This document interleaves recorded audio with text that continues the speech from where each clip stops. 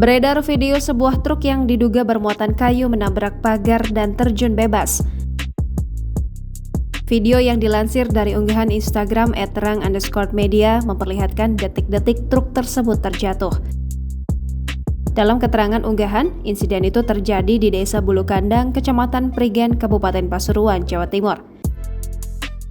Diketahui, video yang terekam CCTV pabrik kayu CV Mitra Interior terjadi pada Rabu 8 Juni 2022 pagi. Dalam video, nampak truk tersebut perlahan mundur dengan sendirinya sampai menabrak pagar pabrik hingga hancur. Tak berhenti sampai di situ, truk itu pun masih terus mundur dan akhirnya terjatuh masuk ke sungai. Sebelum terjatuh, nampak sopir truk berhasil keluar dengan meloncat dari kemudinya untuk menyelamatkan diri.